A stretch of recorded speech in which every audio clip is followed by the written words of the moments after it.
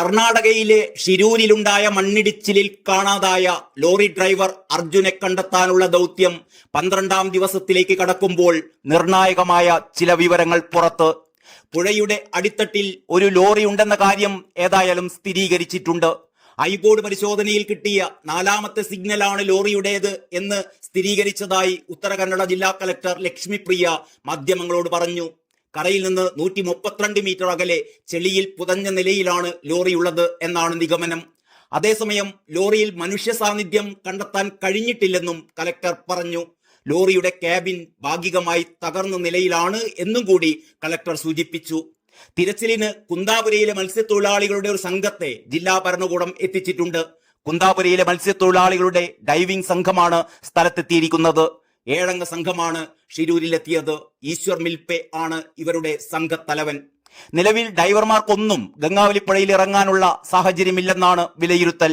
മത്സ്യത്തൊഴിലാളികളെ ഇറക്കണോ എന്ന കാര്യം നാവികസേനയുടെ അഭിപ്രായം കൂടി തേടിയ ശേഷം മാത്രമേ തീരുമാനിക്കൂ എന്നാണ് അധികൃതർ വ്യക്തമാക്കുന്നത്.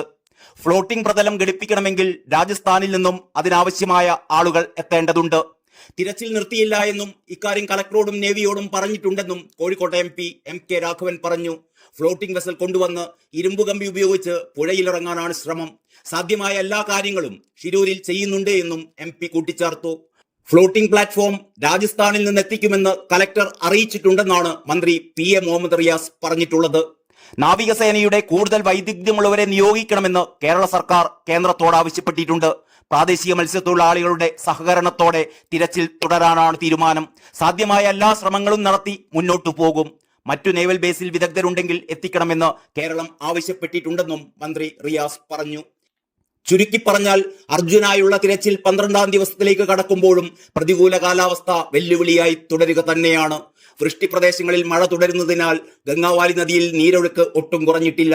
അടിയൊഴുക്കും ശക്തമായി തുടരുകയാണ്. ബോട്ടുകൾ നിലയുറപ്പിച്ച് നിർത്താൻ പോലും കഴിയാത്തതിനാൽ ഡൈവേഴ്സിന്റെ ജീവന് ഭീഷണിയാകുമെന്നതുകൊണ്ടാണ് നദിയിലെ ദൗത്യത്തിൽ പുരോഗതിയില്ലാത്തത്. ഡ്രഡ്ജിംഗ് യന്ത്രം ഗോവയിൽ നിന്ന് കടൽമാർഗം കൊണ്ടുവരാനും കാലാവസ്ഥ തടസ്സമാണ്. അടുത്ത 3 ദിവസവും ഉത്തര കന്നഡയിലെ ജില്ലയിൽ ഓറഞ്ച് അലർട്ടാണ്. അതേസമയം ദില്ലിയിലെ സ്വകാര്യ കമ്പനിയുടെ നിരീക്ഷണത്തിൽ ലോറി ഉണ്ട് എന്ന് കണ്ടെത്തിയ ഭാഗം കേന്ദ്രീകരിച്ചാകും ഡൈവിംഗ് സാധ്യതകൾ തേടുക. നദിയുടെ നടുവിലുള്ള മൺകൂനയോട് ചേർന്ന് ലോറി ഉണ്ടെന്നാണ് ഇപ്പോഴത്തെ കണ്ടെത്തൽ. ഇന്നലെ എത്തിയ മന്ത്രി മുഹമ്മദ് റിയാസ് ഷിരൂരിൽ തന്നെ തുടരുകയാണ്. മന്ത്രി AK ശശീന്ദ്രനും ഇന്ന് എത്തുമെന്നാണ് കരുതുന്നത്. News desk Kerala life.